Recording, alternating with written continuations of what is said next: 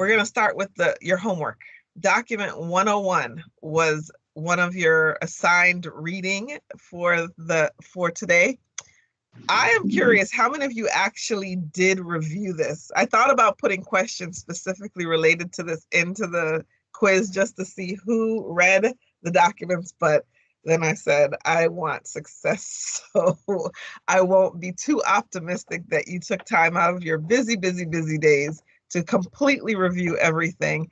And we are going to go over that now. So hopefully what we share today will resonate and allow you to really understand and be successful in submitting in the future if you should choose to respond to any of our bids. At the end of the day, the advertisement for bid is the document that's changed the most in terms of bidding information. This gives you the general information that you need to understand dates and times. Now, granted, some of this could be changed in an addendum, but at the beginning when it's advertised, this will tell you the information you need. Now, if we do change this document in an addendum, it'll specifically reference document 101, advertisement for bids, is changed as follows, has been amended as follows. But at the end of the day, this is the document you need to read and review to understand a general overview of the project. What are the dates and requirements? As you can see here, the duration of the project that is going to be set forth, the school, the name, the location, etc. of the project. And then here's an overview of the scope of work. This will help guide you as you're looking at your list of drawings that we went over last time and your schedules. What are you looking for? What are you looking at? When you go to the site visit, this is a high-level overview of what kind of stuff you need to focus on and look at when you're there. So we provide that for you to make it a little bit easier as a summary for you to utilize and ask questions about. Should there be something that you need a little bit more clarification on, this will direct you to where you need to look at on the drawings, and then from there, you can ask the questions if something is unclear. We reference Demand Star. So again, Demand Star is critical. Everything we tell you, you've heard Demand Star a million times over and over, because that is where we issue everything. We initial the bid documents there. We put out all the addendums there, and even once we open the bids, we put out the summary of the bids that were open on Demand Star. And finally, once we get to a recommendation, that also goes on Demand Star. When it's awarded, it's updated on Demand Star. As we went over last time, you can see the change in the status on Demand Star. The mandatory pre-bidders conference. We did actually go over this last time a little bit. We touched on the fact that this is where you'll find out whether it's a non-mandatory or a mandatory pre-bidders conference. It's always the initial site visit, and pre-bidders conference typically goes together. It's on a rare occasion that we would hold one without the other. And that might be that maybe the school site changed something or another. No one's there at the last minute to show us around or something to that effect. But very rarely does that occur. So that information is here. So it's critical you pay attention. Is this mandatory or non-mandatory? Because if you don't attend and it's a mandatory pre-bidders conference, then you might as well not even submit a bid. And this is specifically for the bidder, the prime bidder, not the subcontractors. Subcontractors are not required to attend. They are, however, encouraged to attend so that you can get one-on-one FaceTime with whatever you would be bidding on. It's critical that you see the conditions as described on the drawings. Nothing replaces actual inspection. And I'm sure many of you have experience with that. We do still abide by COVID guidelines in terms of trying to ensure there's social distancing protocols. So we do ask that only one person per company come, and please ensure that that's someone who is preparing the estimate, preparing the bid document so that they can understand how to respond successfully, because they actually saw the conditions, they heard the questions, they were able to attend and understand what the expectations are for that project. At each of our pre-bid conferences, we actually expect to have the project manager present as well as the design firm present. And those individuals are to speak to the scope on a high level. Nothing that occurs at a pre-bidders conference is binding. However, it is the opportunity for you to ask questions in an open forum. And please ask the questions. Now, you may not always be able to get an answer, but your questions definitely do spark some conversation after the fact if it's something we couldn't answer on site. And again, none of it is binding, but it at least opens you up for discussion. As many of you may know, in communication and written communication, you may ask a question, but it's not the right question. So you ask the question one way, expecting someone to read and evaluate what you expected an answer to be, what you were looking for, but they interpreted the question a different way. And hence, you got an answer that you really weren't looking for. And you had to re-ask the question. I definitely advise you, prior to attending any pre-bid conference, review the drawings in detail, review the schedules, ask the questions, bring them there, because you really want to be prepared to open that dialogue at that time. It's critical. Sometimes it takes time to get the responses to your questions in writing, and you won't have an opportunity to ask a follow-up question. And that's what I want to make sure that you avoid, so that you can be as successful as you can in preparing your numbers for your bid. In this document, as I mentioned previously, you also have the EDDC guidelines. So this will define what are the goals for this project. These goals are mandatory, as you can see here, bold, mandatory, which means procurement will deem your bid non-responsive if you fail to meet the goals in this document. Now, EDDC is the one who evaluates whether you were in compliance with the goals that they set forth. However, if we do receive something that says that you are not compliant, you will be recommended to the board to be non-responsive based on failure to respond to the specifications outlined in the bid. Here it defines what we mean, again, reminding you of this. In order to be considered any of these, you have to be certified by EDDC at the time of bid opening. So if you were not certified at the time of bid opening, or your subcontractor was not certified at the time of bid opening, it would not meet the requirements for the bid. It won't count. So in this bid, we talked a little bit about this last time. You can see that there's a participation goal, and I'm not going to go into too much detail because Anne-Marie and Dr. Delahos is here, and they will talk to you more about this and how to comply with this. But the goal is here. You see here in this particular bid, it's in red.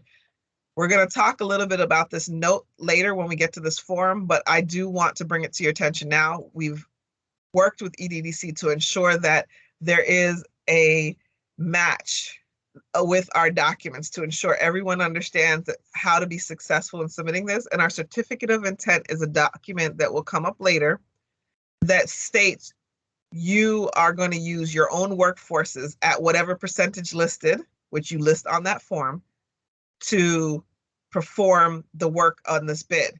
The minimum requirement right now for all of our bids, it hasn't been changed in the years that I've been here, is 15%. So at a minimum on any EDDC document, when you list yourself, you should not list less than 15% as self-performance on any bid that you submit with us. And again, you would look at the documents to guide you to see what is the requirement of the minimum. But again, the minimum has been 15% for as long as I've been here, which has been over 5 years. It's about 5.5 years now. And I believe that has gone back even further than that. So in this case, SBBC has identified a 29% participation goal for eligible SBBC certified MWBE firms who are subcontracted for or self-performing at least 12% of the total contract value. You can see where this comes in handy with this 15% that it says 12% here, that you have to at least perform 12% of the contract value, which means if you're self-performing, again, that number should be at least 15%. So that's just an example of where you got to pay attention to the language that's written in the bid documents. Here are the steps of what you can do, and it mentions here the good faith effort. Again, I'm not going to go into this because that's what EDDC will talk about in a few minutes when we turn this over to them. But your second assignment was document 200, instructions to bidders. And lo and behold, this document gives you instructions to bid. I couldn't say it better myself. The title is self-explanatory. We want you to know how to be successful. So we've given you a document that explains how to be successful. I know it's a lot of verbiage. So it takes time to read and understand this, but this document doesn't change that much because it gives you the general guidelines of what you need to submit. One of the things that changes on this document would be here when it's saying required submissions. And so you can see here where it tells you, yes, for this bid, you must submit the bid form, the bid security form, certificate of intent, subcontractors list. Sometimes the schedule of values might be submitted, might be checked, sometimes it won't. Schedule of unit prices also sometimes may be checked, may not be checked. Construction cost breakdown, your taxpayer identification, all of these elements that need to be submitted. And here's another thing that potentially could change. A new form may be added that may need to be submitted, but right now you can see the forms that would be required. Now we will talk a little bit about this good faith effort. The yes is there in the event you are unable to meet the goal. You are not required to submit it if you meet the goal that is specified in the documents. So the yes is here because you need to pay attention that if you cannot meet the goal, you are required to submit this document for consideration to see whether you have made a good faith effort. And again, I'm not going to go into this. I'm hoping that EDDC will talk about it more, but that is why this yes is there. This is not a required form for everyone. It is required should you not be able to meet the goal as defined in these other two documents. If you do not meet the goal and you do not submit this good faith effort, that generally means, and I can't speak to EDDC 100%, but what I have seen is that you will be found non-compliant and you will then be found non-responsive. And then there's some additional forms. Now you can see down here, the addenda is included. So you must include the addenda, and this is pretty much always there. It also just shows you a list of the other forms that are attached to the bid so that you can be familiar with them. And we're not going to go into them in detail, but there is an explanation of them so that you can be aware of what they are. But one that I do want to call your attention to, because this is a critical one, is the agreement form. How many of you actually take the time to read the agreement form prior to submitting a bid if it's attached? I'm curious. Please answer in the chat. Yes, no, or we could have done a poll question. That would have been a good one for a poll question. How many of you actually read the agreement form in order to know what it says? I do want to point out, if you submit a bid, you are expected to comply with that agreement form. You cannot change the terms and conditions of the agreement form after the bid has been opened. If you have a question on the agreement form, the time to ask that question is during the bidding process and as early as possible, because the agreement form is something that's been approved by the board, that has gone through legal prior to getting to the board, and has gone through a ton of other stakeholders prior to getting finalized by legal to be presented to the board through the superintendent. So I say this to say, it's not just something any old person, any individual can change it at the school district. It is something that the board approves, and hence, in order to change any requirements in there, it would need to go back to the board for approval. So if it's something that you have a question about, ask during the bidding process so we can route the question through the appropriate channels to determine whether it's something that would be considered for change. And if so, obviously there may be a delay in the bid, but ask during the bidding process, please. This defines, it starts with the definition of the terms, understanding, let's all be on the same page. What do these terms mean? Bidder, sub-bidder, even though we usually call it a subcontractor, responsible bidder. So here we talk about what's a responsible versus a non-responsible bidder. Great information here. So had anyone read ahead, you would have already known the answer to those questions last week. A project consultant, and then here we go, responsive bid. Defines it all for you. Article 2 is just bidder representation, so examination of project site and bidding documents. I want to mention here, examination of project site. Again, we open that up for you during the pre-bid conference for you to look at. You're allowed to take pictures as long as your pictures don't include any staff or students in those pictures.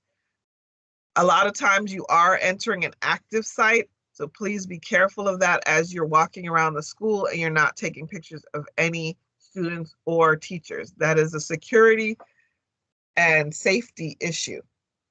And again, you are allowed to take pictures of the actual site. Now, if you attend, we do again encourage subcontractors to attend with you. Should for some reason you need to request a second site visit, that is possible through the RFI process, but I don't necessarily always advise it. If you don't do it early enough, it might not be a possible solution for you. So as early as possible, if you need that, ask for it, but we do encourage if there's someone you're going to bid with, bring them with you the first time around. Here, we're inviting you to talk to the purchasing agent, again, should you need to arrange for an additional site visit.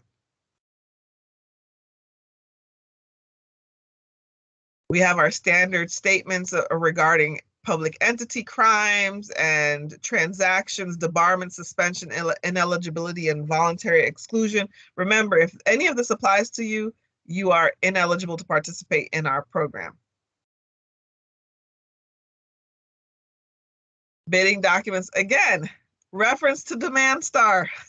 I can't tell you how important it is. Sign up for Demand Star. I'm going to be like a broken record. Sign up for Demand Star. This document has been removed from our process. We do not do an application for bidding documents any longer because we have Demand Star. That is the tool we use. This is one of those archaic tools that were used in the past to track who is receiving our documents. However, Demand Star, of course, keeps track of all of that at this time. So you're going to review all of this information. Now, here's another area that I want to talk about is protests. Not that I'm inviting any protests, but should you have an interest in the project and something was posted that you are in deep disagreement with, and it's so much of a disagreement that you feel a need to protest, you have 72 hours from the time that that item is posted. That means when we post our original bid documents, you have 72 hours from the time that that's been advertised in order to protest something that's in it. If we post an addendum, you have 72 hours from the time that addendum is posted to pose an intent to protest. This specifically discusses the protest of the bid specifications. And there, if you do choose to move forward with an actual formal written protest, you will be required to put up a 1% bond based on the school board's estimate. So that would be provided to you at that time once the intent to protest is received.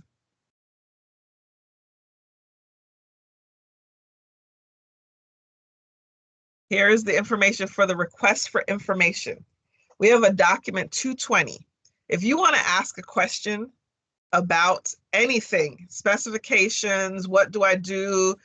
You might have missed something when you were reviewing the documents, the agreement form, whatever it is. How do you do something because you forgot when you were at the pre-bid conference? This is the tool that you would use to do that. Or, for example, a lot of times if you ask specific design questions and the designer is not able to answer it because they have to go dig into the details and figure out the answer, you may want to pose that question, or you may be instructed to pose that question officially so that they can track the response and ensure that they get the right answer to you. You will use the Form 220 in order to submit that. You can submit as many questions as you want in the Form 220, but what I will tell you is the bidder's RFI must be submitted per bid. So if there are multiple bids out there and you have the same question, you can't just stick them all on one RFI and send it in. You must submit it on separate RFIs. So the RFI is by bid, not by question. Again, once a bid is advertised, it is under the cone of silence until the board acts upon that and in a fashion to award or reject all bids. And so the only contact you will have is with the purchasing agent defined here, or whomever the purchasing agent directs you to speak to regarding that matter. If they specifically give you written instructions to speak to someone else, then you may speak to that person. Otherwise than that, you cannot speak to anyone other than the person listed here. The last response to RFIs will be posted 7 days prior to the bid opening. That is when you will expect to see the last addendum regarding RFIs and major changes to the solicitation. There may be a minor one that might be submitted within 3 days, but it wouldn't be anything that does not include anything that would affect your pricing. There might have to have been a change of location, for example, for the bid opening, or any minor change, but nothing will be posted less than 3 days prior to bid opening, unless there's an emergency. So again, there's exceptions sometimes unless there's an emergency. But again, if we do post something in less than 3 days, it will be pushed out longer to allow for time for you to process that information. Again, pre-bid meetings are selected here. Again, you see the information specific to this in the advertisement to bid, but it is marked here mandatory, letting you know once again that it is mandatory or non-mandatory for you to attend. Substitutions. This is an interesting area. Sometimes we'll get a request from a subcontractor asking to use a different material that's not necessarily approved by the district. It is critical you get this stuff in prior to award. And there is a form that you would use to submit the request for substitution that will then go to our design team to evaluate, and they will provide a response which will be issued through an addendum on the bid. But a lot of people may not realize that that exists, so you can request that. If you have a like or similar product that is not being requested on the bid and you'd like to have it considered, it is possible. Document 225, there it is listed right there, bidder substitution request. And it gives you the instructions as to what you need to include in order for it to be considered. That does take time, so again, the earlier you can submit that, the better. It does not mean we're generally going to hold up the entire process to review a substitution request. So you definitely want to get that in as soon as possible if it's something you noticed and identified upfront. And again, we go back to addenda and how critical it is for you to review and understand it. So that will be submitted with your bids in order to be responsive. Getting into what do you need? We talked about it up front where it defines what are the items that you need to submit in order to be responsive. Remember, responsive to the bid relates to the documents you're submitting and the information that's included on those documents. Did you complete the form? So you may have attached a form, but attaching a form that needs to be signed that's not signed is not helpful. So we want to make sure that you understand, sign, seal, notarize, any of those things that you need to do them. If there's a box that needs to be checked, check the box. I generally recommend once you've completed your bid, have a second set of eyes, just go through them and make sure you've completed everything you need to complete. And if you're going to fill them out in advance, because a lot of times you can fill out most things except for the numbers document, do so. So you're not rushing to complete everything else at the end. But critical form here, bid form document 410 is a critical item. Bid security form, critical item here. And I say they're critical because these are probably the two most important documents outside of your EDDC documents for you to submit when you're submitting. Now, we need all of these, but these are the ones that will determine the winners if all things are equal. The bid form is the document that will list your price. The bid security form is the surety's assurance that you can adhere to that price. So that's why I say that. Then we had mentioned the certificate of intent. This is that document where you're assuring us that you are going to use a minimum of 15% of your workforce to comply with this bid and execute this bid. Subcontractors list. This is a list that should match your EDDC documents. And you'll see as Anne-Marie and Dr. De La Hoste go through their documents, why I say the subcontractors list should adhere to those documents as well, should match.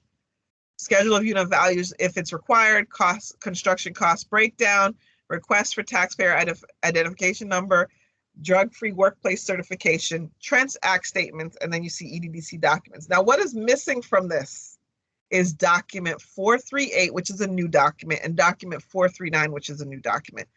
We're going to go over that in the second half when I come back, but at this time, I just want to go through this document 200, finish it, and then I'm going to turn it over to the EDDC team to go over their documents. We do have a question in the chat, Shari. Okay, go ahead. What is it? If the prime is a minority, should they still send a certificate of intent? Yes. All these documents should be completed by everyone that's submitting for this bid, every prime that's submitting, always. If it's requested, you must submit it. Okay, so moving into the bid security form. I'm going to show you these forms later, but it defines what you need to do in order to be compliant. So you must use our bid security form. If you use something other than a bid security form that's provided with this bid, you will not be eligible to move forward. It also talks about the fact that should the bidder refuse to enter into a contract, so we award you and you refuse to enter into the contract for the amount that was submitted, then we can go after the bid security. It will be forfeited. We do require with your bid security that the attorney and fact statement goes with it. So this is a separate document that defines the person signing the bid security form is in fact able to sign on behalf of the surety. And so they do affix that power of attorney always to the bid security form. If that's missing, your bid security is insufficient. And bid security forms are returned to unsuccessful bidders within 15 days of award. That's a more or less statement. We try to return them within 15 days. Submission of bids. And let me go back to that. So the reason we say try is because we want to make sure that all the documents have been processed. We get the documents back from the board executed that say that they have approved and actually signed off on that approval that they acted on at the board meeting. So until we get those documents back, we don't like to issue anything else. So we keep the bid security until we absolutely can return them because we have evidence of the act of award. And that is in the form of an executive, what's called an agenda request form that says that the board acted on this item, and then the signature page is signed by the superintendent and the board. Those are the documents we will receive back after it's been acted upon and awarded. Or if it's rejected, obviously that's a little bit quicker, but we still need that ARF, the executed agenda request form, in order to act on it. Submission of bid section. This is where it defines where do you send it? How do you send it? Sealed bid enclosed, identify bid number, name, project number, bidder's name and address. All of this must be included on the bid forms when you submit that, so we can clearly identify whom in our office it needs to go to. If you don't put this stuff on there, then we have no idea where it's supposed to go, and it may not be marked in on time. And if it's not marked in the time identified where it's supposed to be, then you will not be able to be considered responsive because the bid was delivered late. Modifications or withdrawal of bids. It identifies where you would need to send that information to. And this talks about the opening of the bids, our department phone number, should you have questions about getting to the bid opening for any reason. If you're delayed, I'm sorry, we can't really help you. We can only instruct you on how to get to where we are, but if you're delayed, there's nothing we can really do about that. We can't delay the bid opening because you got stuck in traffic or there was an accident on the road or something to that effect. Recommendation tabulation. So this is going to define when we're going to post the results of the bid. After all the analysis, we open up the bid, we read them aloud to everyone so you know what was received in terms of the dollars and from whom. And then it goes into the analysis phase where in Demand Star, it'll say under evaluation. This is when we have our project management team looking at it to see whether it's a viable bid. We have the procurement department looking at it, the purchasing agent looking at it to determine whether it's responsive and responsible. We have the EDDC department looking at the documents to see whether it's compliant with the API in the bid. All of that unfolds within that 7-day period, and then it comes to a culmination of a recommendation tabulation. I mentioned a new form called the 438 and the 439. That's a project detail breakdown. The top 2 firms are asked to submit that information, and we'll go over that later, but that has to occur before this gets posted as well. So sometimes this may get delayed because it takes time for the firms to get us back, and the evaluation may have taken a little bit longer than expected. So just keep that in mind. We will post something within that 7-day period. It might be a delay to post the recommendation tabulation. You have Robert's hand up, Shari. Hi, Robert. Hello, Shari. I had a silly question about the bid due date. Yes. If the bid due date is July 16th at 2 p.m., okay, could a firm turn their form in on July 15th? They definitely can. The bid can be turned in anytime prior to 2 p.m. on the date that it's due. Thank you. Rejection of bids and irregular proposals.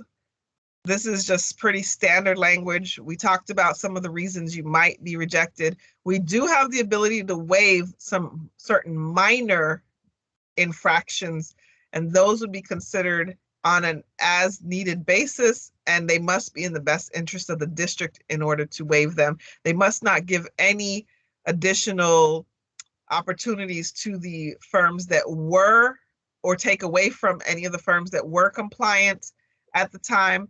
So if we do waive them, it doesn't give a leg up to any other firm. It's literally just something minor that we are able to recommend the waiver of, and the school board is the one who accepts those waivers. Should they say, for example, the winning bidder is the one who got something waived and we moved it forward, and the board says, no, we're not waiving that, then they get rejected and we have to postpone the award and go back to the drawing board with the next lowest bidder.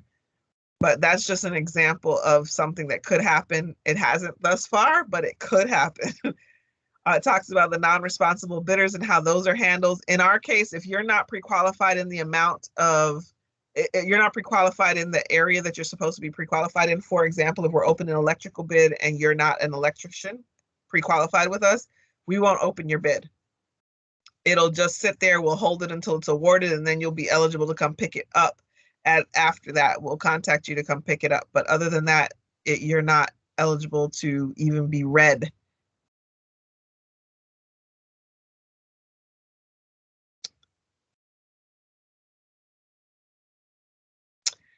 And this just speaks about how are we awarding the contract. So once we identify the lowest responsive and responsible bidder that's moving forward, a notice of intent to award will go forward. You will be required to submit 4 originals of your agreement to us prior to the board meeting, along with all the documents that we need in order to submit it for award. This will include another analysis of your documents and ensure that everything is complete. That then goes to the board and gets awarded. You will now then receive a notice of award. At the notice of award time, it's when you need to start preparing your post-award documents.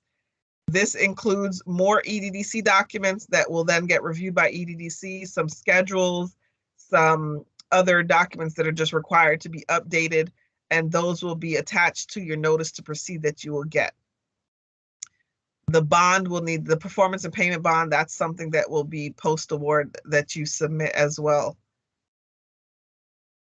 Insurance requirements. This is something that you all need to be aware of. Review them, be very cognizant of what they say in our agreement. What are the requirements? Be aware of the liquidated damages that are in the agreements. Those are critical to understand, and if you have questions ask questions during the RFI period. Again, those terms and conditions will not change once the bids are open. Cannot change, will not change. And We do not accept documents that will amend your bids after bid opening.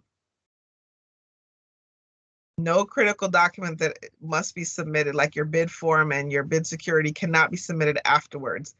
Here, this document submittals defines the documents that will need to be verified and validated and resubmitted potentially after award. And again, all of this will be in your notice of award to say what is needed. Subcontractor bonds is an example of something that will be needed. Updated subcontractor list, because obviously some of you buy out your project, but you don't start buyout until you're actually awarded, and you'll add on additional subcontractors once you get the project. So we need to identify who are your subcontractors before the NTP. Construction schedule, schedule of values. And again, I'm going to talk about the schedule of values when I talk about the project detail form that I mentioned, the 438, the new 438. And again, this is all stuff you should have read already, so I was hoping to have more questions on it. But finally, the end of the work of the procurement agent and the beginning of the work for the contractor and true PM handoff occurs with the notice to proceed. And this is a document that is issued by Procurement and Warehousing Services in conjunction with the contractor getting us all the information and the PM approving all of that information, the design firm ensuring that they've validated all that information. At the point that we get the agreement back from the board, we get all the information that's needed for post-award, we issue a notice to proceed. And standard operating procedure for the notice to proceed is that whatever the date is that it's issued, the standard start time for construction is 7 days after that. Just to have that in the back of your head, no matter what it is, if it's electrical or general construction or whatever the type of services, it's 7 days is the standard. That can be altered based on the PM's request, but 7 days is our standard. Are there any questions about the document 101 and document 200? I know that was a lot of talking. Well, at this time, I'm going to hand it over to Anne-Marie and Dr. De La Hoz to continue with the session. We're actually going to take a 5-minute break here to give folks just a couple minutes to step away. When we come back, then Anne-Marie and Ernesto will lead us with the SDOP forms activities. So it is now 11:09. So we'll be back at 11:14, folks. Thank you.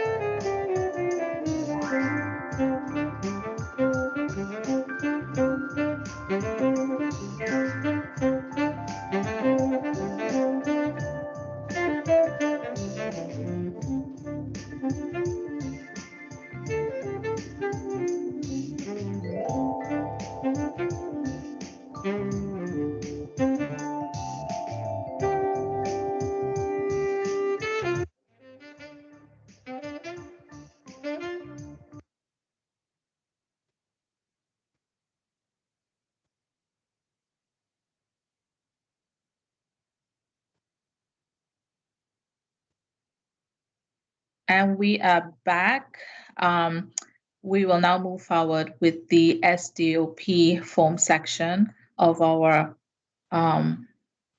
schedule. So I will turn it over to Anne-Marie Richards and Ernesto De La Hoz, our compliance team.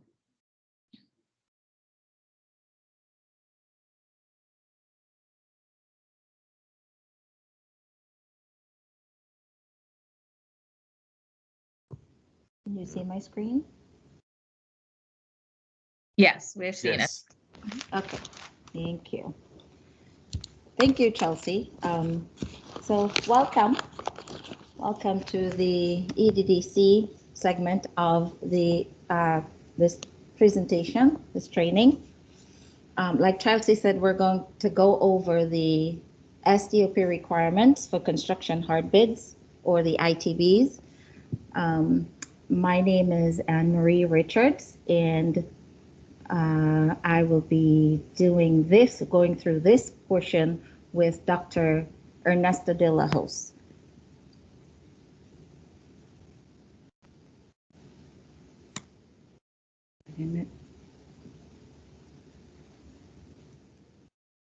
Working, hold on.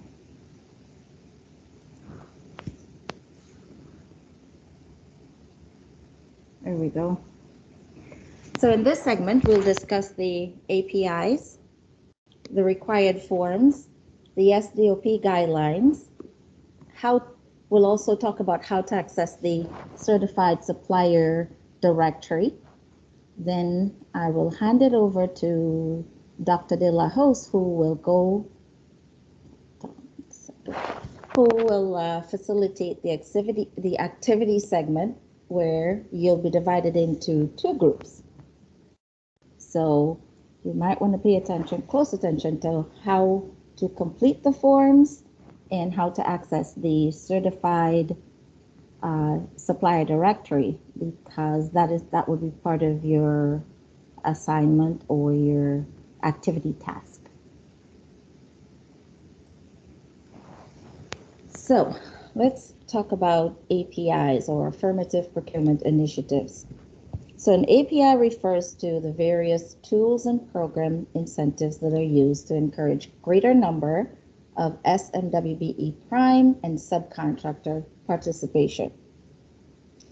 For a full description of the APIs, you can go to policy 3330 section E, and there you'll find all of our APIs or our programs that it's a guide that we use to put the programs into the solicitations.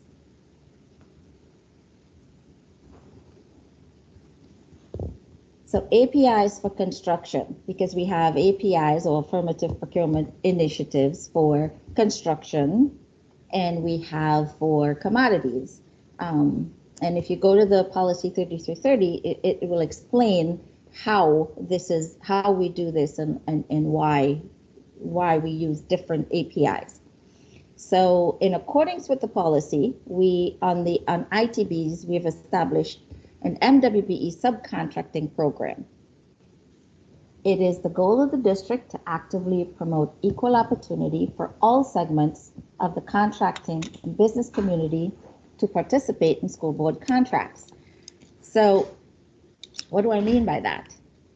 So we have identified, in accordance with the policy, an MWBE subcontracting program for construction ITBs.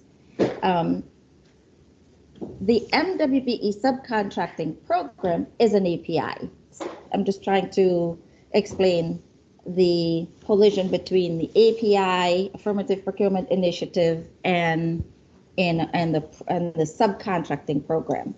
So if you think of an API as a program to help include or to get participation in our small minority business community, you'll kind of understand why we implement the MWBE subcontracting program. So it's an API, and it's a tool or a program that we use to encourage greater MWBE participation on all of our district contracts.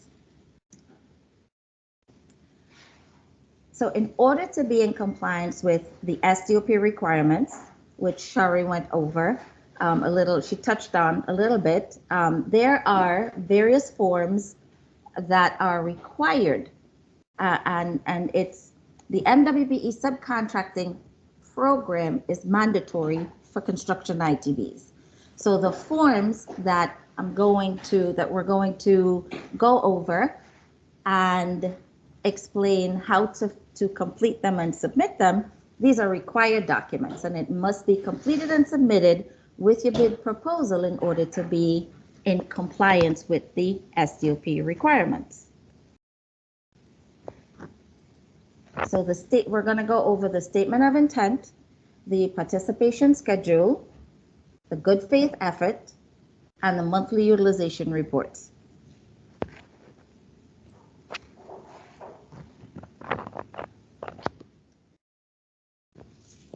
The statement of intent, document 00470. So this document is part of your required response document and must be completed and submitted with your bid proposal in order to be in compliance with the SDOP requirements. This statement of intent, it reflects the intent of the prime and the subcontractor to establish a business relationship. Additionally, document 00470 will detail the type of work and percentage or the dollar amount of work that the subcontractor will perform. So once you've identified the scope of work that you are going to subcontract out, then what you'll do is you'll go to the certified supply directory and search for your subcontractor, and you can do this either by using a NICS code, or you can go search by commodity. So you put in what the scope of work is, if it's electrical, if it's roofing, and if you're going to search by commodity. You'll then include this form, as part of your bidding process. So whatever advertisement that you do, however you find your subcontractors, once you've identified the scope of work and you've identified the subcontractor from our from the EDDC's certified supplier directory, you can then include these subcontractors as part of your bidding process. You will send correspondence to them directly, and in order to identify which subcontractor, or I'm sure it's based on price. Once you've identified the subcontractor, then you'll complete the form.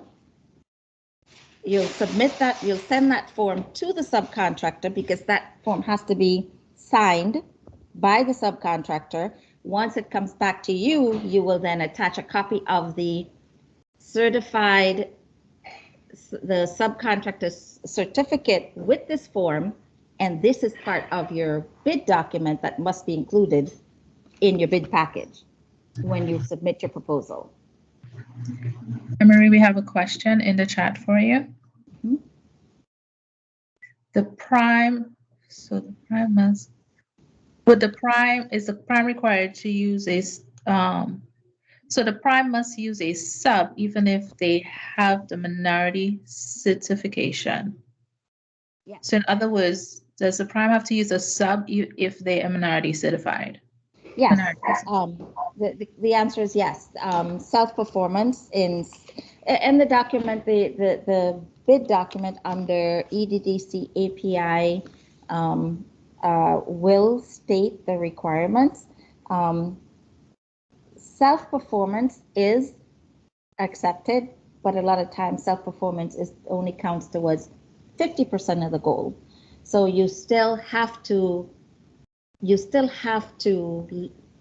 commit, or you still have to meet that goal, or you still have to submit this document and have subcontractors, because at the end of the day, we understand that you as a prime, you're not doing 100% of the work.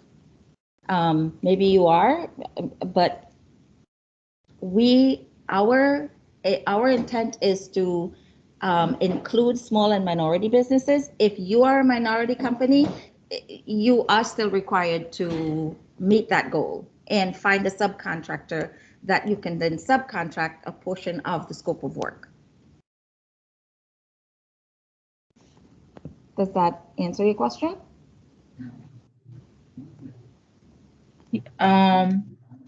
She says, got it. Yes, got it. Yeah, so you still have to, yes. It's mandatory. Okay, we can move on. The statement of intent. So I'm going to go through how to fill out this form. I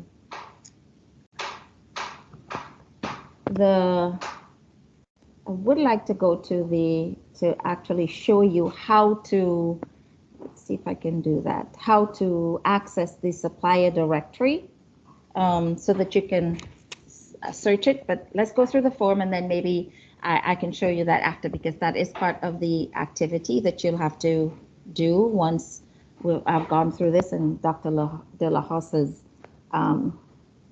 going to go through the activity with you. So for the solicitation number, that you'll put the solicitation number on there, you'll put the project number, you will check the box that said, yes, they're MWBE or they're part of the Supply Diversity Outreach Program.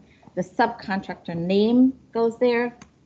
Whatever, if they're individual, partnership, corporation, then you, the prime, your name goes on this form. The second part of the form, you will list the type of work or the scope of work, the dollar amount. If there's more than one, you'll list that. And then the way that you will calculate your percentage would be your bid amount, the total bid amount, divided by the total amount that you're subcontracting out. So in this case, it's 1.2 million. And you'll divide that by the $4 million, which is this is the bid amount that you're submitting, and your percentage that would be 32%. So this is pretty much, you've exceeded the goal, which is great, which is what we want. Then you'll also do the individual.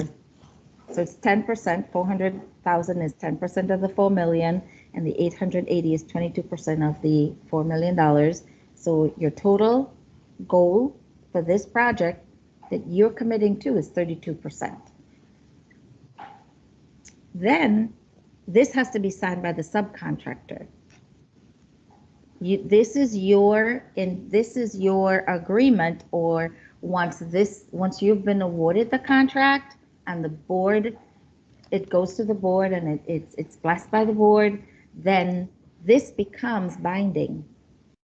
That's why we need the subcontractor to agree with the dollar amount that we have, that you've listed here, that you've both agreed upon. Their signature seals the deal and says, yes, we agree with this. This document is then added to your bid proposal. This goes with your bid proposal with a copy of the subcontractor's certificate, or minority certificate, or the letter of certification. The document 00475, or the participation schedule, this is the document that mirrors document 433 that Shari talked about. This is the participation schedule, and this describes the prime and the subcontractors that are participating in this project. This document is also part of your required response and must be completed and submitted with your bid proposal. And I will go into how to fill this out. So the date, the solicitation number, the project number, the location, which would be the facility that you're working on, your name, which is you're the bidder or proposer, your address, and your contact information. And the bottom part would be, you would complete this. Your name goes on the top with the dollar amount and the percentage that you would be committing to. Your subcontractor, that who is your non-MWBE subcontractor. So whoever you're subcontracting that is not MWBE, all of your subcontractors need to be on here, pretty much. You will then sign it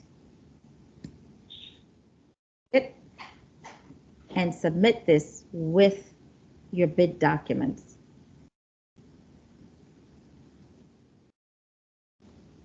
This is a copy of the MWBE certificate. This is what you will submit with the form 470, or the letter of certification that looks like this.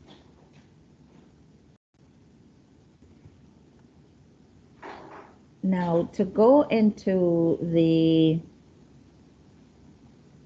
I want to go into the certification. I want to show you how to go into the certification. Okay, let's go back here. And I'm going to stop sharing because I want to go into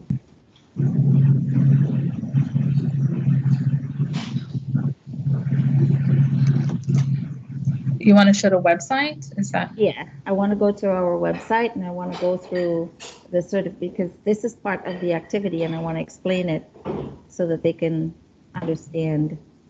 Okay, would you like me to share it and you could talk through it? Yes, okay. Please.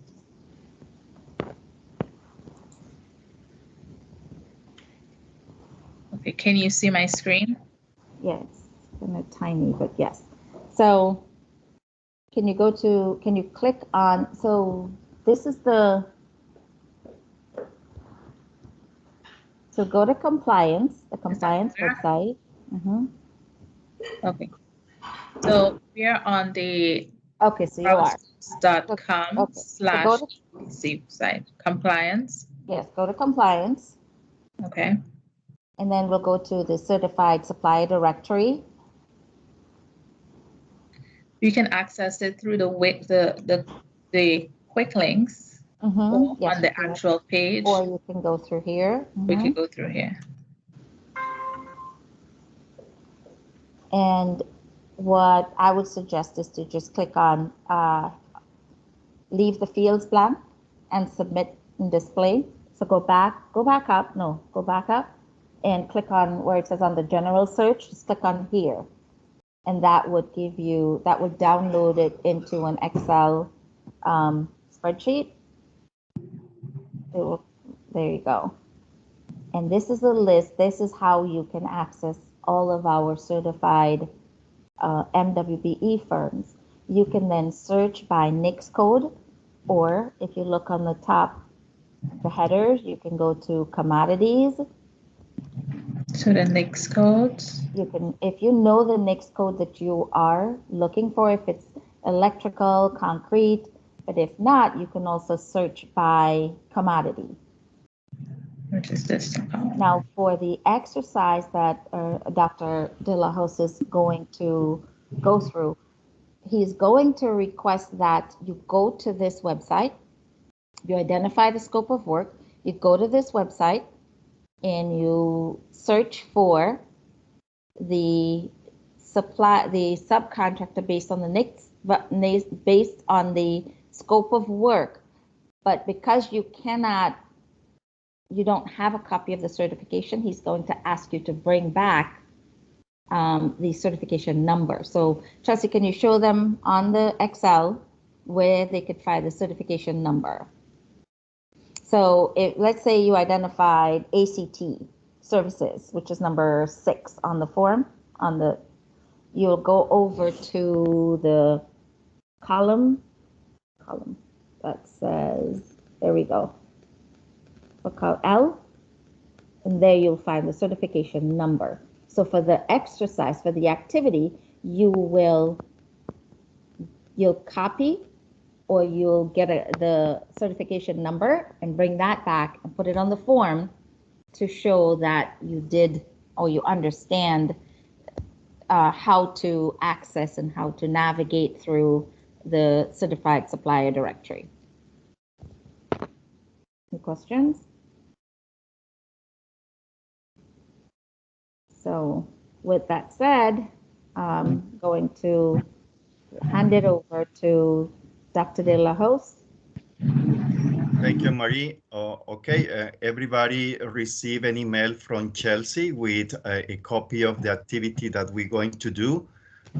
Let me share my screen, in that way you can see a copy of the activity. Can you see it? Not yet. Okay. Give me 1 second. Maybe I'm in the wrong document. Okay. What about now? Yes. Yeah. Okay. Then basically what we want to do with this activity is for you to identify a scope of work in any given solicitation. Also to navigate the certified supply directory that Marie already gave us a little walkthrough, but we're going to do it again. And then how to fill out the forms that are part of the solicitation package that you need to provide. Then let's start with the simulation scenario that we have for this particular activity. Then again, it's just simulation. This is not a bid that is going to go out or anything like that. It's just for this practice. And then your firm is interested in submitting a bid proposal for the latest district hard bid.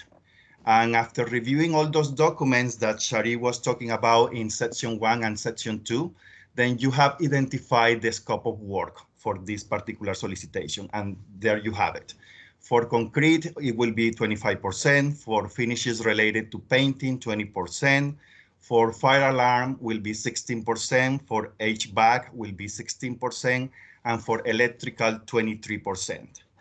And then for this particular solicitation, as Maria already explained to you, for construction construction contracts, and NWB subcontracting has been established already.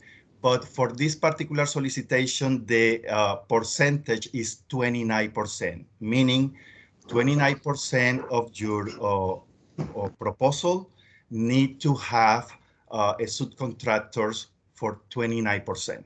Okay, then it could be just one subcontractor for 29%. It could be several subcontractors for 29%. Then based on the scenario that you have already with the different percentages, what we're going to do is that we're going to divide us on groups now. In that way, it will be easier and faster for us to collaborate with each other and to navigate, first of all, the certified supplier directory. And then we're going to find those subcontractors related to this scope of work that are here. And then we're going to identify them in the forms, the 470 and the 475. Then Chelsea, you can help us to divide ourselves in group. And what Anne-Marie and I are going to do is that we're going to visit each group and help you out with the activity.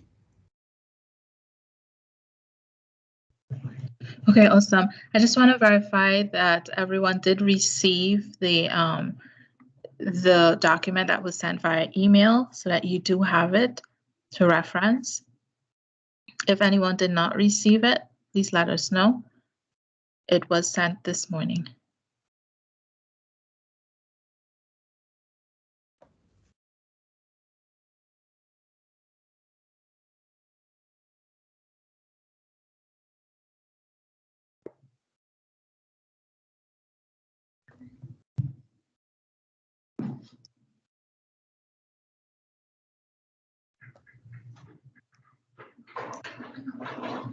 Okay, now we're going to be divided in groups. Yes.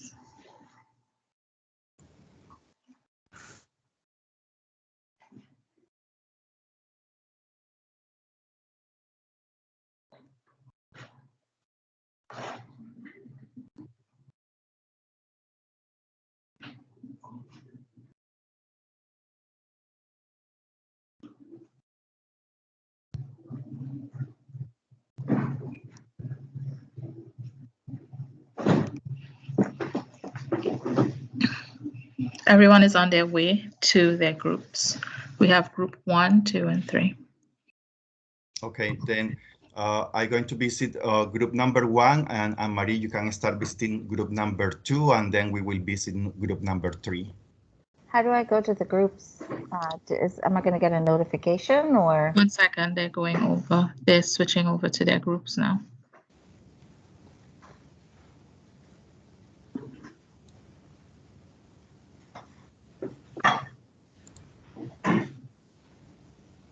Okay, so we're out here.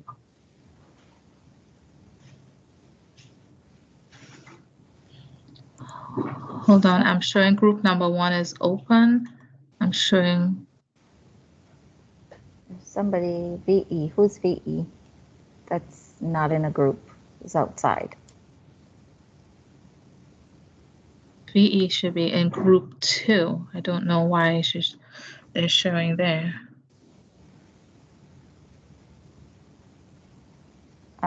Did she get a notification or he get a notification? This person they're showing.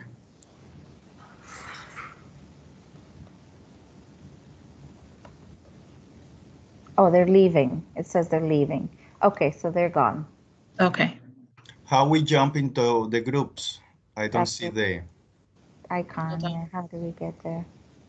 1 second.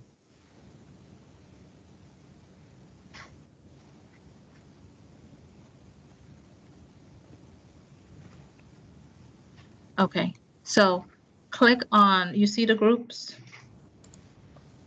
Do you all see the groups? no. I think I sent Shari over. VE keeps coming back on this screen. I need to assign them. Well, first of all, assign us because they are already starting.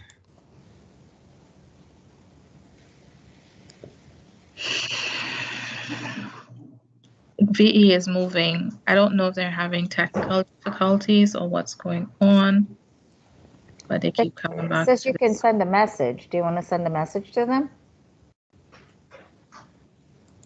It's showing that they're moving.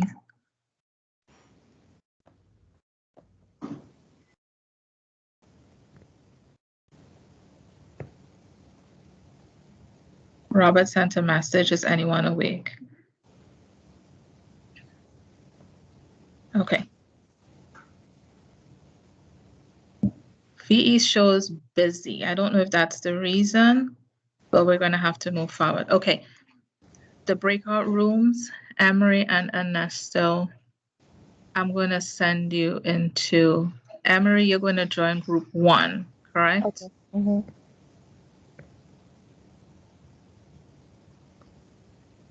Ernesto, you're going into group 2. Okay, but also we need to go to group 3 later. Yeah, just text me when you're ready. You can leave there and return. Okay, but Okay. yeah, but I don't see the features for me to do it by myself. I think that you need to do it for me. Okay, so text me. Okay.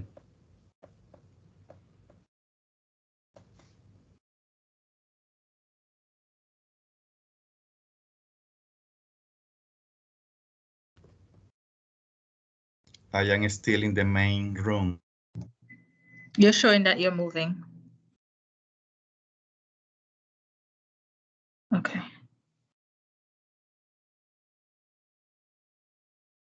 Winnie, do you want to join a room? I can't. I literally got kicked about 3 times in a row, so I'm not really sure. I'm just trying to kind of hang on before Okay. the closeout.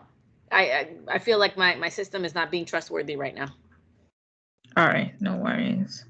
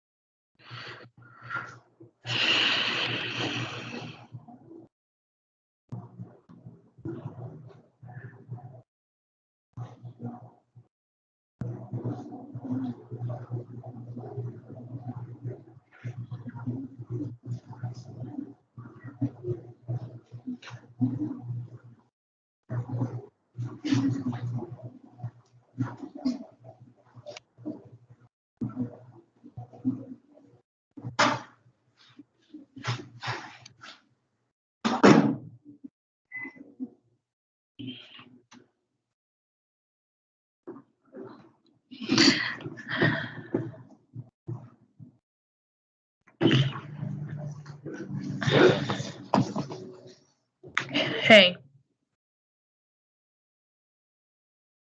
Yes, me. Yes, Okay, so I'm gonna move you to group 3. me. Okay. No, Ernesto. V Eskerman is saying that he's having trouble moving to group 2. Looks like having trouble entering group 2. He put in a text. Can you hear me? I'm sorry. But is he signed in twice? Because I'm seeing him. He's typing right now. I don't know. Okay, no, that was he stopped typing. It says ask to join. Okay, I'm asking him to join. The participant currently not in meeting cannot be reassigned to different. Where was he initially assigned? Oh, okay. Is he signed in twice? Okay.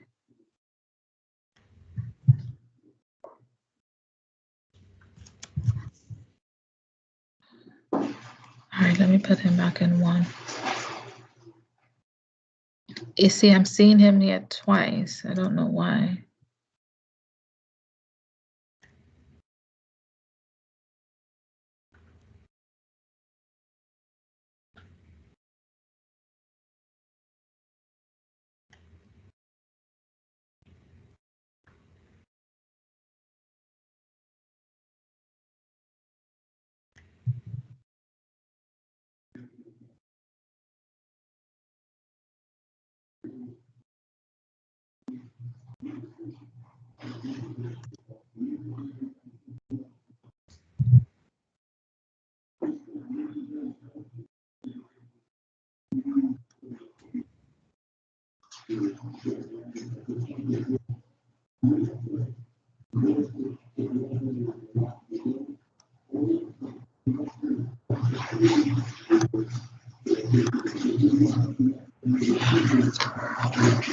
Hey. Yeah.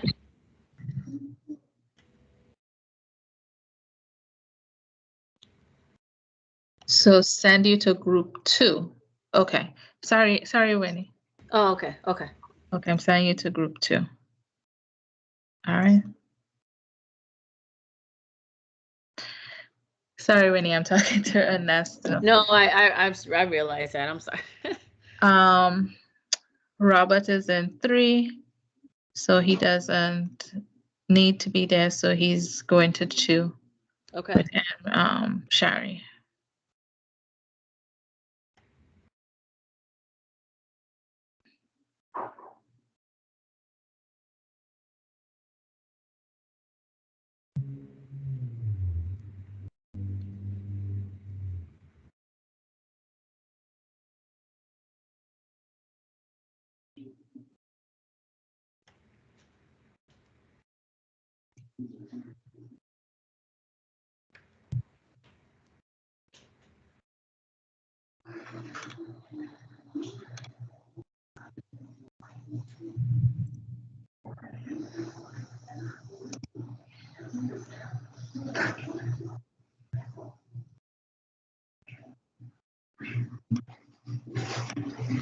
I wonder if V was able to make it, that V guy. Mm-hmm. Because I cannot.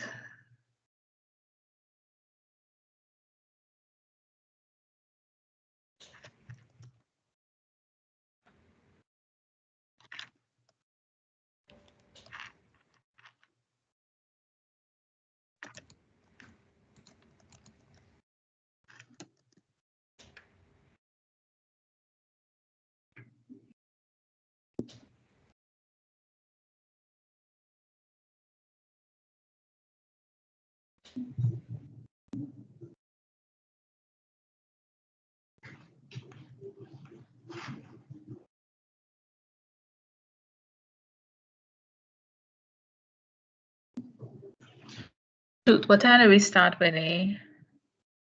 The meeting? The I group. want to say like the groups. Mm-hmm. Oh,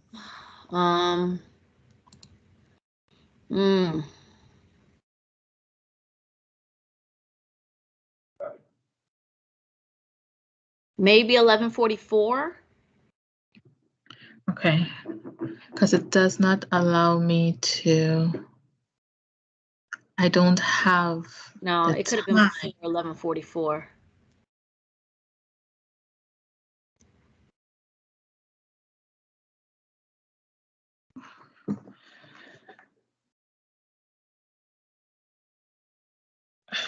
Robert and Vincent end up in the same group.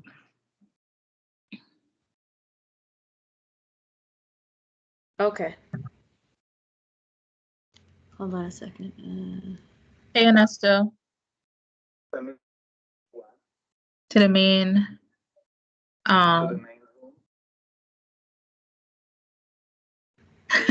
If I could move you back.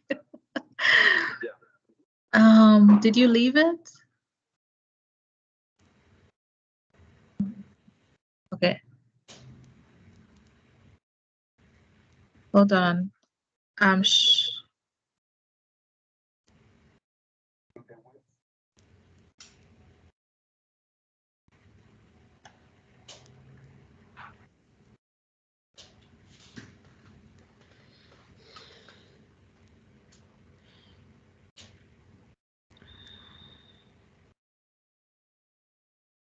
Why is Ernesto showing that he's not in a meeting?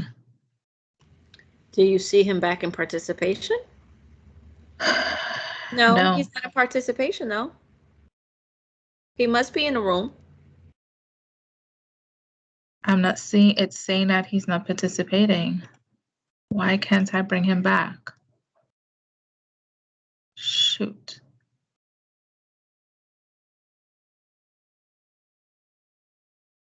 So the room settings are,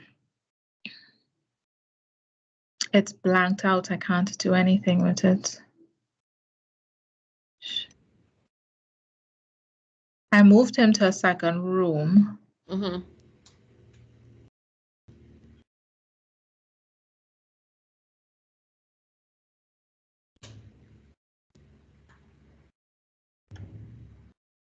Why isn't it giving me it? You see, it's showing that he's not here. Can you see the rooms, Winnie? No, I cannot see the rooms. It's saying this person isn't in a room. Did he do something? I don't know if he. Meeting info, meeting notes. No, I cannot see the rooms. Let me call him because I need him to Oh, wait, he's back. Okay. I am here. How did you get back? I just left and get back again. But- Okay, good, because it was showing that you weren't assigned, so I couldn't figure it out. But then you didn't make the room yet, so you weren't sure where you were. Yeah, what I want to do is just to share when they come back to share, you know, the things that they need to have done. And what I'm going to share is maybe a screen. Mm-hmm. You see my screen? I do, yes. Yeah. The supplier directory. And then as I do this, you see the PowerPoint now? Yeah, but it's not in PowerPoint. It's not in presentation mode. It's in the regular mode. Perfect. Okay, thank you. How many more minutes do we have? Because I can't see a count from my end. It's It's already 11:55. Okay, coming back. they're coming back. Mm-hmm. Yes. Oh, that was quick. Uh-oh. Did I lose you guys? Yeah, yes, we're all back, going back to the main room now. Hello, Okay. everybody. Welcome back. Hold on, I think we have a few more folks coming in. Okay. Yeah, right now I am in the screen. I am not seeing Microsoft Teams. Then you need to tell me when to start. Okay.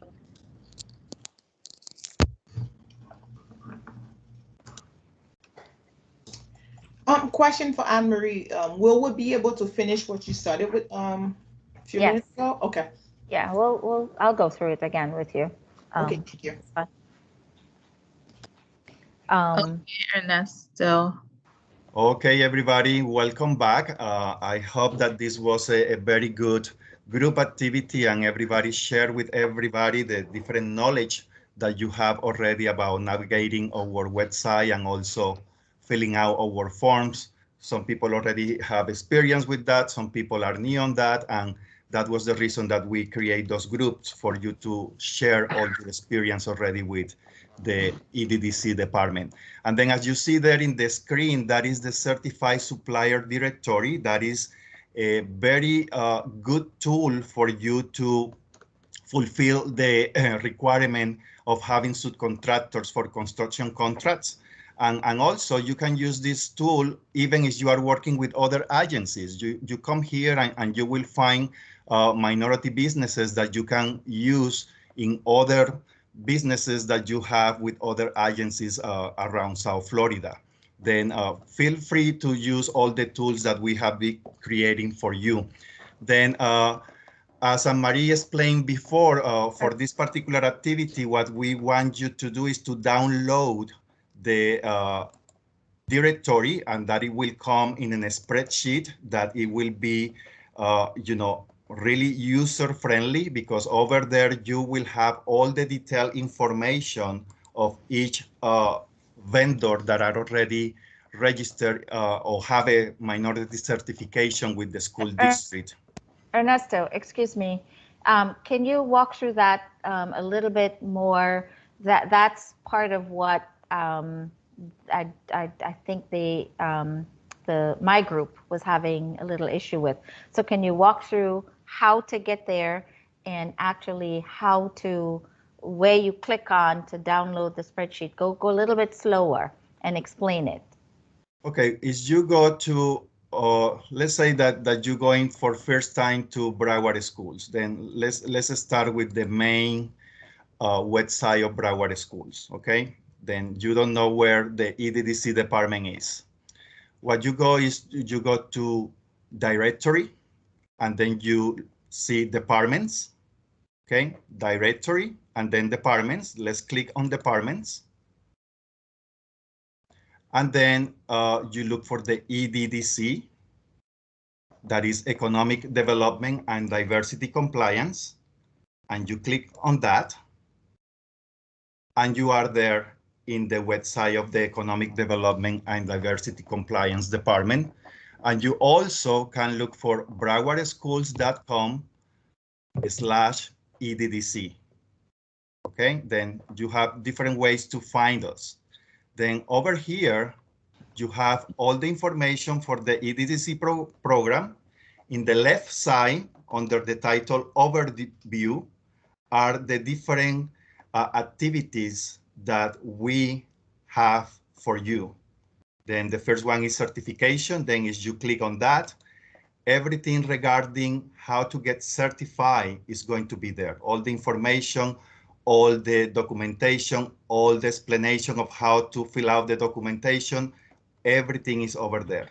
And then let's go back to the left side. Then you have contract compliance.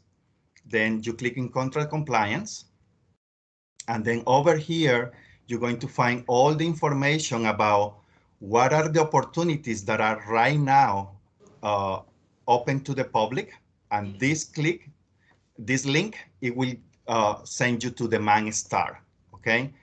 Also, you can see all the contracts that are already active with the district. And over here is the certified supplier directory, okay? And as you go down, you will find all the forms related to the EDDC department. All the forms are here, okay? And you can explore more when we finish with this training, but that is the main information. Also for the certified supplier directory, is you go to the right side of your screen, you will see EDDC quick links.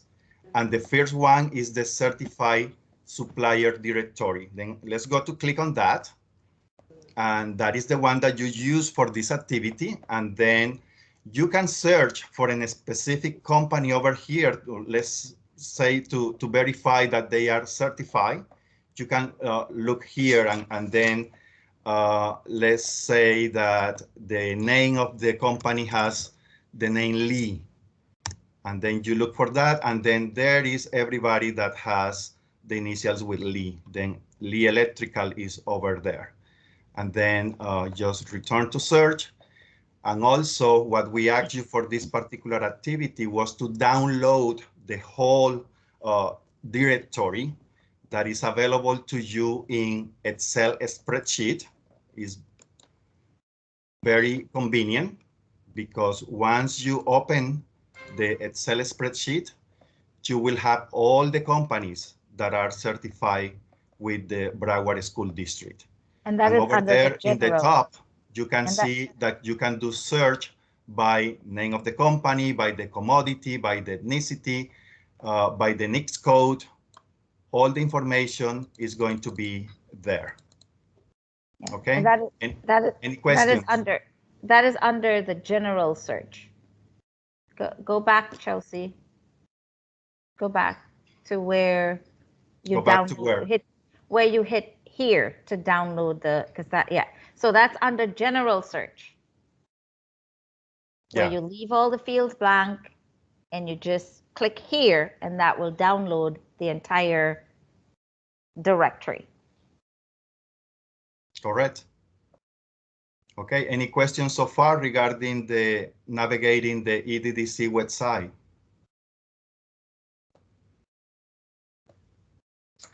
My team, that was your question. That was what you were asking me to go over.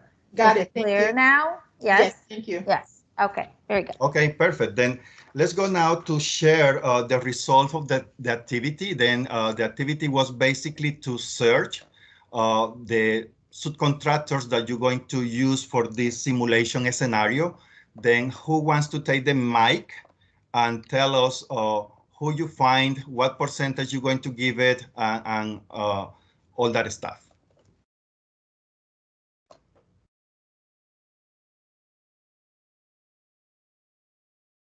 Anybody? Just share your experience of yes, go ahead. We need a volunteer from any one of the teams that's not on staff.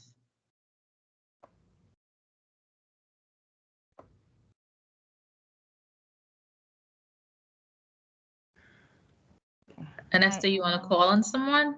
Well, Chelsea, I know that my team, it was whatever time we gave them wasn't enough because it's new to them and explaining the directory. So they probably, we didn't even have time to finish the exercise. So in the interest of time, should Ernesto just walk through the answers? I think so. Yes. I think that's yes. Okay. Mm-hmm. Then as Anne-Marie explained before, basically what we are trying to accomplish here is to prepare the form 470 and 475 for this solicitation that we are working on. And then let's start with the 470, that is the statement of intent. Then as you see, we will fill out first the solicitation number and also the project number. Then you already find a subcontractor that is certified by the Broward School District. Then you will mark over there, yes, this is a certified subcontractor by the district. And then the name of that subcontractor, okay? Also, what kind of business that subcontractor is. In this sample is a corporation.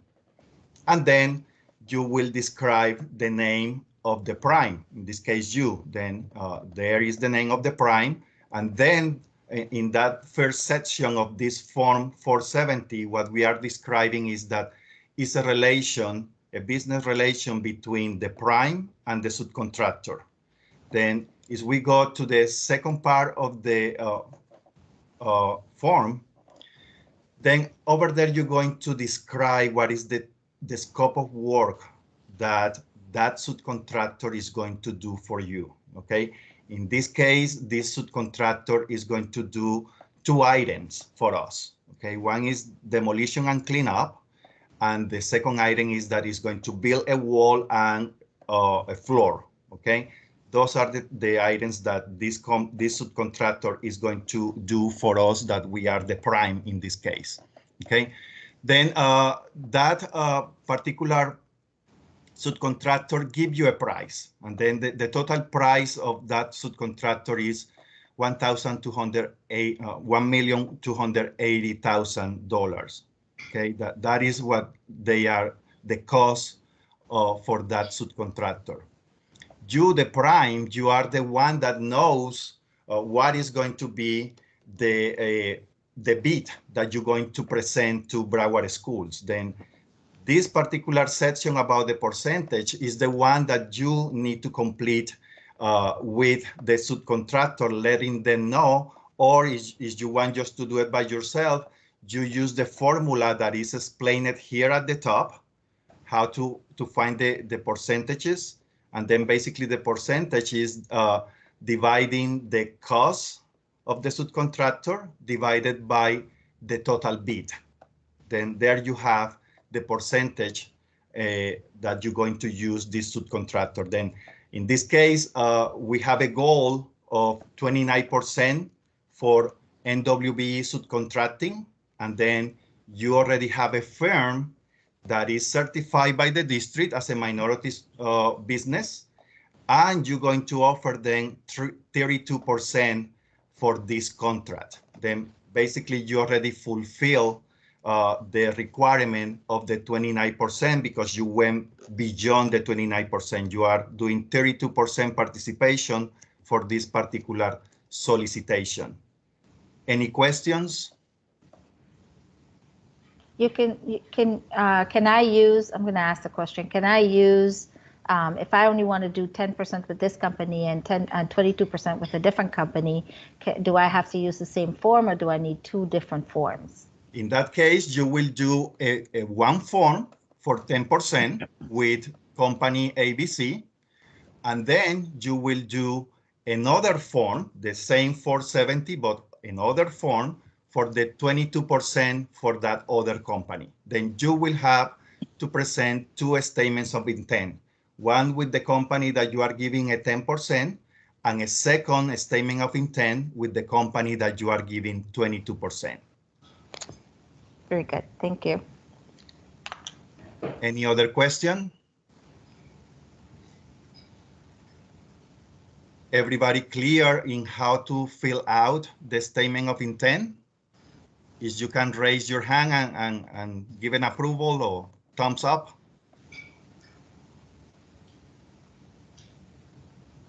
Are we having the thumbs up? Because I am not seeing the screen. We don't have anything. So yes, we did get a thumbs up. Okay. Thanks for that person that gave us the thumbs up. Okay, then the second form that you need to complete is the participation schedule. Okay, that is form 475. Okay, and Marie already went through this in the previous presentation. And then let's walk it through again. Then you have the date, you have the solicitation number, you have the project number, you have the name of the project, you have the location that most likely is going to be in a school, then it will be the name of the school. And then you have the name of the prime, that it will be your name with your address. And then you have a contact person. And then what we are really expecting is that you give us the email of that contact person, maybe not a general email, just the email of that contact person, and also the phone number or the cell phone number of that person that you are using as a contact person for this particular project. Okay, any questions so far for form 475 participation schedule? Okay, then we move along. And then over here, you're going to basically to trespass or to describe here what you already have in the form 470. Okay, then over here, well, I apologize for the little mistake that I made over there because ABC sub LLC, that should be really in the other line, you know, because this is a minority subcontractor, then it should be here. Really, then I apologize for that, but this is how it will be described, the prime and the value of the prime and the percentage that the prime is going to accomplish, and then the subcontractors. Then in this scenario, we have one subcontractor that is going to be 32%, but in the scenario that we already described with Anne-Marie, we have two subcontractors. That means that you will have this subcontractor here and a second minority subcontractor in the following lane. Also, because this document needs to match your 433 that you are doing for procurement. Remember when Shari explained to you that you need to describe all your subcontractors in document 433, then here, those two documents need to match. Then everybody that you have in 433, it will be here in 475.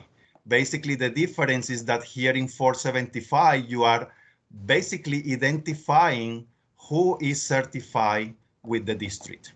Okay, that is the difference. But those two documents need to match with names, with addresses, with percentages, with amount of money, because it's the same document, just that here you are just describing who are the minority businesses that you are using in order to make the commitment for this particular solicitation. Okay, in this case, 29%, and as you see, you already went beyond the 29%, you are in 32% for this particular solicitation. Okay, and obviously this is going to be signed and dated, and this is part of your requirements for the SDOP program. Okay, and once you have all this information, you also need to submit the certification or the letter of certification for those minority businesses. And the reason that we are asking you to have this is for you to be sure that the minority businesses that you are choosing are currently certified, that the certification hasn't expired.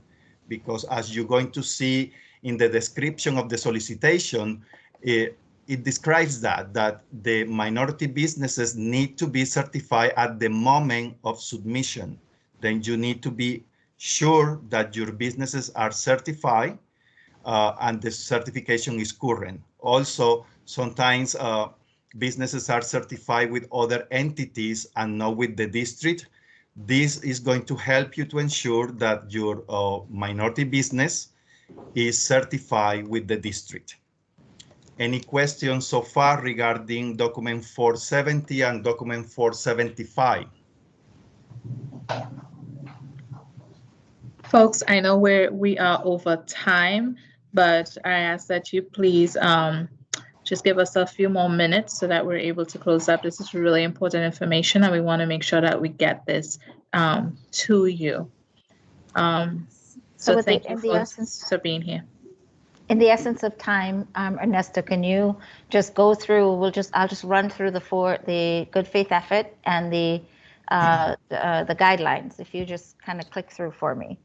Okay, then part of the documentation that are part of the solicitation document is the SDOP guidelines. This document basically describes what is the type of relationship that the district is expecting you to fulfill with your minority subcontractors, and also what is expected for you, the prime, with the district. And the document looks like this, and it's document 467, Supplier Diversity Outreach Program Guidelines. Okay, and then it's important for you to read it once you have a solicitation in your hands. The other document is the good faith effort document. It's document 480.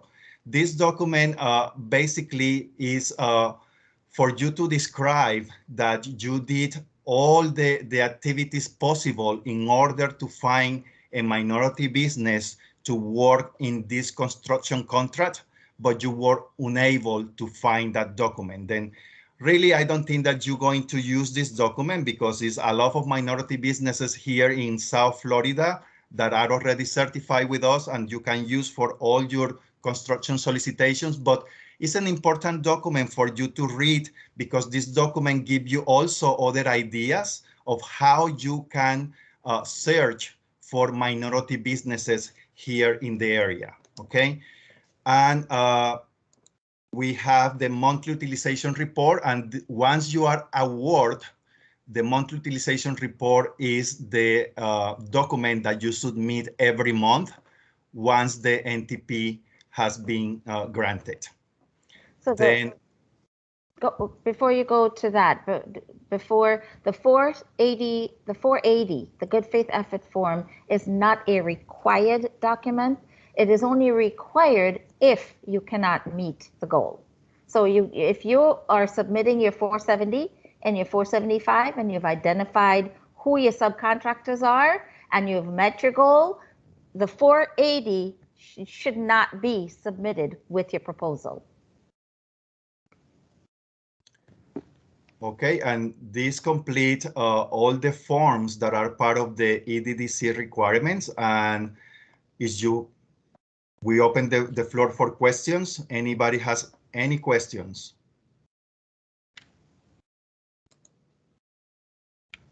We do have a question.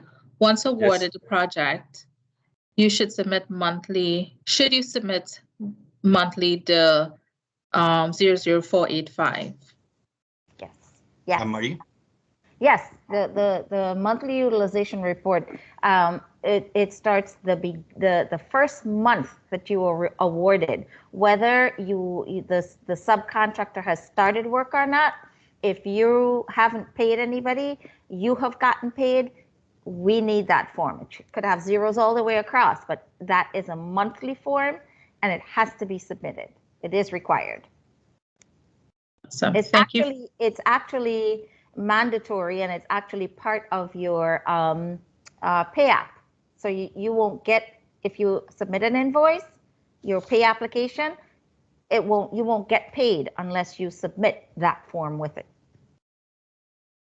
Okay, awesome. Thank you, Anne-Marie, and thank you, Dr. De La Hoz, for taking care of the making sure that we have a very good understanding of the forms that are required. I will now like to pass the floor over to Shari for her closing. I want to be mindful of everyone's time. Thank you. Hi, everybody. So because of the time constraints, we won't get to do what we wanted to do. And hopefully there'll be another time to really delve into maybe BIDS 102, the next college course, delve into responding to the bids and talking about the forms in more detail. This was more of an overview of the forms that are required so you can know the difference between responsive and responsibleness. But keep in mind, again, looking at and reviewing the forms and making sure that you follow all the instructions, completing where needs to be completed when you're evaluating the forms. This is document 410, which I'm not sharing with you right now, and I should be. And just be very familiar with the documents. Can you see that PDF? Yes. Yes, so Yes, you're in the middle. if I can leave you with anything, it's to review and read your requirements. I talked to you about the most important documents already. We went through the instructions to bidders, which kind of touched on all of these documents. And it's just going through and understanding, actually reading these documents to know what are they asking for and what do you need to have. Don't just fill in the blank without paying attention to what is it asking for in the blank. And making sure that when you're looking here in these signature areas, do you have the appropriate signatures? The corporate seal, is your corporate seal affixed? And are the appropriate parties listed? If you don't have a secretary, then you need to ask the question, who needs to be there if you don't know? In most cases, the reason for the secretary is to witness the president's signature. If you don't have a secretary for your organization, 2 witnesses would suffice. And we do actually check whether you are the president and secretary of the company as denoted by SunBiz. So if you've updated your secretary and president and vice presidents and all these things, you do need to update that with SunBiz because that's what we use to verify it. So please, as I stated before, read the instructions, follow the guidelines, and submit responsible bids.